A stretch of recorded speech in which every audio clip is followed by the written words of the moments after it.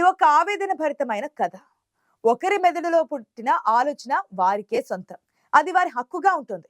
కానీ అమాయకుడిని చేసిన ఒక సంస్థ ఆ వ్యక్తిని ఏమార్చింది. తాను కనిపెట్టిన అత్యంత విలువైన ఆవిష్కరణాన్ని దొంగచాటుగా కొట్టేసింది.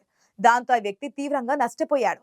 ప్రభుత్వం కూడా ఆ వ్యక్తిని పట్టించుకోకపోవడంతో చివరకు అంత్యదశలో తన ప్రాణం కాపాడుకోవడం కోసం చికిత్సకు డబ్బు లేకపోవడంతో మరణించాడు. ఇంతకీ ఆ వ్యక్తి ఎవరు? ఆయన నూతనంగా ఏం కనిపెట్టారన్నది ఆసక్తికరంగా ఉంటుంది. అదేంటో ఎలా జరిగిందో వివరంగా చూద్దాం పదండి. దానికన్నా ముందు ఆయన కనిపెట్టిన విలువైన వస్తువు మేలు రకమైన బియ్యాన్నిచ్చే వరి వంగడం.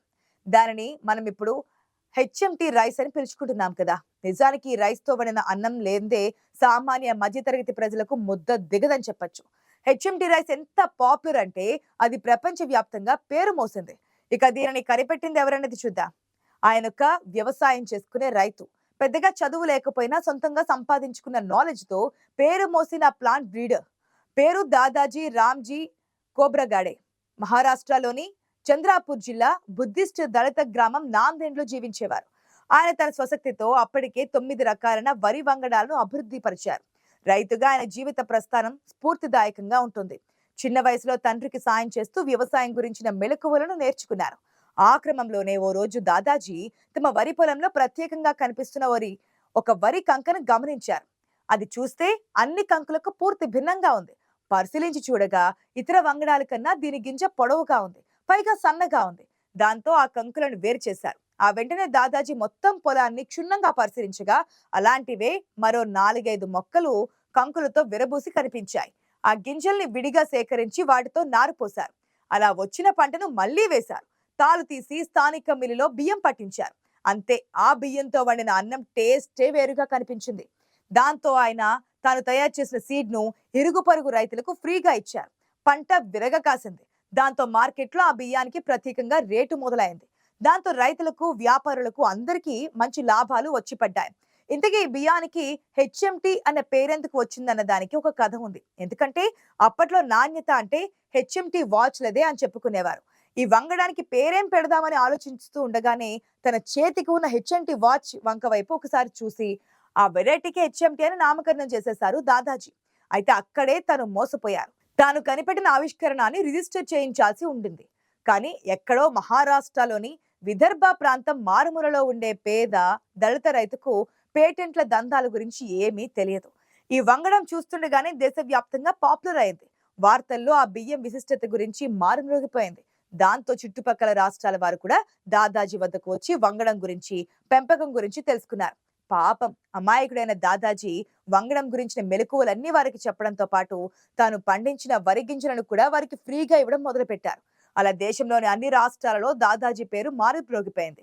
అయితే మహారాష్ట్రలోని అకోలాలో ఉండే డాక్టర్ పంజాబ్ రావ్ దేశ్ముఖ్ కృషి విద్యాపీఠ్ యూనివర్సిటీ వాళ్ళకు తెలిసి అందరిలాగే దాదాజీని కలుసుకొని అన్ని వివరాలు తెలుసుకొని తన దగ్గర నుంచి 5 కిలోల విత్తనాలు తీసుకుపోయారు. వాటిని తమ వ్యవసాయ క్షేత్రంలో పద్ధతి ప్రకారం పండించి దాన్ని తామే కనిపెట్టామని పీకేపీ హెచ్ఎంటి అన్న పేరుతో పేటెంట్ కోసం అప్లై చేశారు యూనివర్సిటీ అధికారులు. అన్ని పద్ధతుల ప్రకారం అప్లికేషన్లు చేసి కట్టాల్సిన చోట డబ్బులు వెదజల్లి పేటెంట్ సంపాదించుకున్నారు. అయితే విద్యాపీఠ్ యూనివర్సిటీ చేస్తున్న ఈ మోసాన్ని కొందరు ఎన్జిఓలు గుర్తించారు. వెంటనే వారు గ్రామానికి వచ్చి దాదాజీని కలుసుకొని ఏం జరిగిందో వివరించారు. తాము దగ్గర నుండి దాదాజీ డెవలప్ చేసిన ఇతర వెరైటీల డేటా అంతా సేకరించి నిర్ణీత ఫార్మెట్ లో పేటెంట్ కోసం నిజాయితీగా దరఖాస్తు చేయించారు. అయితే అప్పటికే జరగాల్సిన నష్టం జరిగిపోయింది. ఈ ప్రాసెస్ జరుగుతూ ఉండగానే మరోవైపు ఆ ప్రాంతంలోని బ్రోకర్లు, ప్రైవేట్ వ్యాపారులు యూనివర్సిటీ గురించి గొప్పగా చెబుతూ దాదాజీ వద్ద చోరీ చేసిన వంగడాన్ని మరో పేరుతో మార్కెట్లో విపరీతంగా ప్రమోట్ చేశారు. అది మోసమని, తన వద్ద నుంచి తీసుకుపోయిన వంగడాన్నే పేరు మార్చారని దాదాజీ ఎంత మొరపెట్టుకున్నా వినిపించుకునేవాడే లేకపోయాడు. అయితే అప్పటికే దాదాజీ కనిపెట్టిన విషయం పత్రికలలో వచ్చిన కారణంగా కొంత రచ్చ జరిగాక ప్రభుత్వం దాదాజీని గుర్తించింది. తనకు కృషి భూషణ్ పురస్కారాన్ని అందించింది. అమాయకుడిని చూస్తే ఎవరికైనా మోసం చేయాలని అనిపిస్తుందో ఏమో కానీ దాదాజీకి ఆ పురస్కారానికి ఇవ్వాల్సిన గోల్డ్ మెడల్ కు బదులు కాపర్తో చేసిన మెడల్ ఇచ్చారు. అయితే అప్పటికే తన వెంట ఉన్న ఎన్జిఓ మిత్రుడు ఈ మోసాన్ని కూడా గుర్తించారు. వెంటనే పాత్రికేయులకు వివరించి గొడవ చేయడంతో దానిని గోల్డ్ మెడల్ తో రీప్లేస్ చేశారట. ఇదిలా ఉండగా 80 ఏళ్ల వృద్ధుడైన దాదాజీకి పక్షవాతం రావడంతో మంచానికి పరిమితమయ్యాడు. చేతిలో చికిత్సకు కావాల్సిన డబ్బులు లేవు. అక్కడికి మరో 200 కిలోమీటర్ల దూరంలో ఉండే నాగ్పూర్ వచ్చి చేరింది ఆ నిరుపేద కుటుంబం. ప్రభుత్వానికి తమ సమస్యను వివరించి సాయం కోరగా మహారాష్ట్ర ప్రభుత్వం దాదాజీకి వైద్య చికిత్సల కోసం 2 లక్షల రూపాయల ఆర్థిక సాయం అందించి చేతులు దులుపుకుంది. కానీ చూస్తుండగానే ఆ డబ్బులు కూడా ఖర్చయిపోయాయి. జబ్బు పడ్డ దాదాజీ మరింత నీరసించిపోయాడు. ఇంకా ఉంటే వేల కొద్ది రూపాయలు కట్టాల్సి ఉంటుందన్న భయంతో విధి లేక గడ్చిరోలి అడవుల్లో ఒక ఆదర్శ డాక్టర్ కుటుంబం నెలకొల్పినటువంటి హాస్పిటల్లో చేరారు. చివరకు అక్కడే కన్ను మూశారు కూడా. తన శ్రమను, తన ప్రయాసను, తనకు దక్కాల్సిన ఖ్యాతిని, డబ్బును చోరీ చేసిన దొంగలు బలిసిపోతుంటే కోట్లాది రూపాయల రాయల్టీ దక్కాల్సిన అమాయకపు వృద్ధుడు దాదాజీ మాత్రం గడ్చిరోలి అడవుల్లో అన్నామకంగా ప్రాణాలు వదిలారు. ఈ పరిస్థితికి మన ప్రభుత్వాల పనితీరే కారణం. ఈ ఉదంతం మన సిస్టంలో డొల్లతనాన్ని బయటపెట్టింది.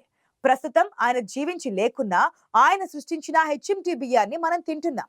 భారతదేశం నుంచి వచ్చిన హెచ్ఎంటీ సోనా రైస్ ప్రపంచవ్యాప్తంగా పాపులర్ అయింది. తన చేతి హెచ్ఎంటీ వాచ్ చూసుకొని పెట్టిన హెచ్ఎంటీ పేరు ప్రపంచవ్యాప్తంగా పేరు మోగింది.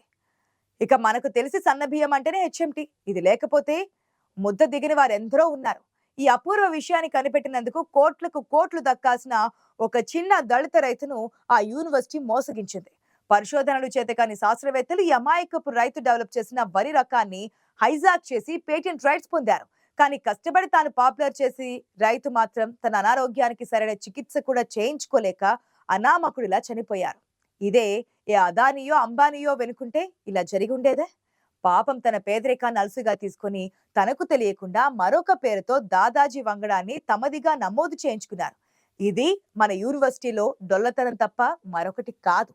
దేశంలోని అన్ని రాష్ట్రాల యూనివర్సిటీలు, రీసెర్చ్ స్టేషన్లు కలిసి పరిశోధనల పేరిట ఏటా వందల వేల కోట్లను మింగుతున్నాయి తప్ప ఏ లాభమూ లేదు. పైగా ఇలాంటి కుట్రలు, కుతంత్రాలకు పాల్పడుతున్నారు.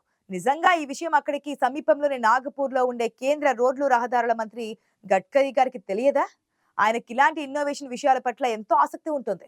అఫ్ కోర్స్ ఆయన అప్పటికి కేంద్ర మంత్రి కాకపోయినా రాష్ట్రంలో కీలక రాజకీయ నేతగానే ఉన్నారు. తను తలుచుకుంటే యూనివర్సిటీ చేసిన మోసాన్ని నివారించి ఉండేవారు. కానీ అలా జరగలేదు. ఇంత విలువైన బియ్యానికి ఎంత డిమాండ్ ఉందంటే చెప్పలేము. తెలుగు రాష్ట్రాలలో ఎక్కడా హెచ్ఎంటీ పాత బియ్యం దొరకడం లేదు. బాయిల్డ్ రైస్ ని సన్నగా పాలిష్ చేయించి వాటినే పాత బియ్యంగా చూపి ఎక్కువ రేట్లకు అమ్ముతున్నారు. పాత బియ్యం ఎందుకు దొరకడం లేదంటే అసలు పాత బియ్యం మిగిలిస్తేనే కదా. వచ్చిన స్టాక్ వచ్చినట్లే హాట్ కేకులు అమ్ముడుపోతున్నాయి. ఇక మన దేశాన్ని పట్టి పీడిస్తున్న మరో జాడ్యం డూప్లికేట్ చేయడం. హెచ్ఎంటీని అనుకరిస్తూ తయారు చేసే వెరైటీలు కూడా మార్కెట్లో చేరుతున్నాయి. కానీ దాదాజీ హెచ్ఎంటీ బియ్యం టేస్ట్, దాని నాణ్యతతో ఏది సాటి రాదు. తక్కువ పంటకాలం, తక్కువ చీడపీడలు, ఎక్కువ దిగుబడి, పైగా నాణ్యమైన ధాన్యం కేవలం దాదాజీ హెచ్ఎంటీ వల్లే సాధ్యం. కానీ దాని సృష్టికర్త దాదాజీకి, ఆయన కుటుంబానికి మాత్రం అన్యాయమే మిగిలింది. అదే ఇక్కడ విషాదం.